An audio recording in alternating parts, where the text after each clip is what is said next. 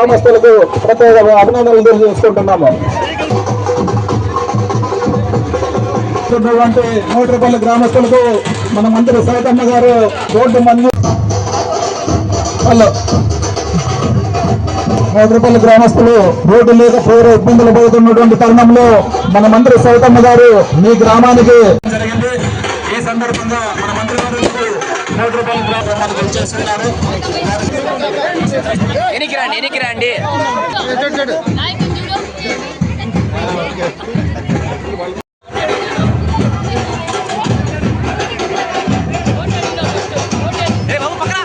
గత పాలకులు అభివృద్ధిని మర్చారు. ఈ రోడ్డు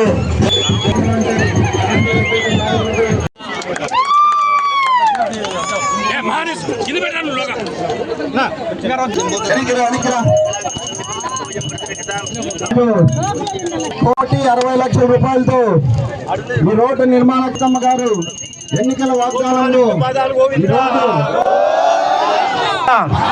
కోటి సూర్య సమప్రభ కురుమే దేవ సర్వ కార్యేషు రోడ్డు బాగా స్ట్రాంగ్గా పటిష్టంగా సుందరంగా తక్కువ ఖర్చుతో కావాలని ప్రార్థన.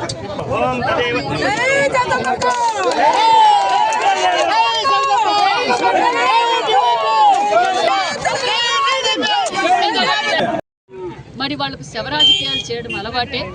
మరి 3 రోజుల నుంచి మనం వింటూనే ఉన్నాం గోశాలల గురించి.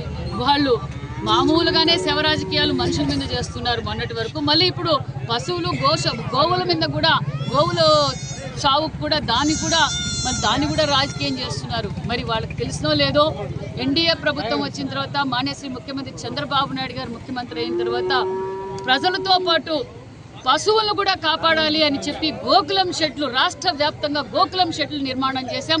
అంతేకాకుండా ఎండాకాలం వచ్చింది, గోవులు కావచ్చు, పశువులు మంచినీటికి ఇబ్బంది పడుతున్నాయి, తాగడానికి ఇబ్బంది పడుతున్నాయి. ఇలా గోకులం పశువులు తొట్టు కూడా కట్టించిన ప్రభుత్వం ఎన్డీఏ ప్రభుత్వం అన్న విషయాన్ని తెలియజేస్తూ ఈ శవరాజకీయాలు చేసేది మానేసి, ప్రజలు ఎలాగో మీ చీటీ చింపేశారు, ప్రజలకు అర్థమైపోయింది. మీరు ఎన్ని రాస్తారోకాలు చేసినా, ఎన్ని శవరాజకీయాలు చేసినా, ఎప్పుడు ఎలా విధంగా ధర్నా చేయాలో కూడా మీకు తెలియదు.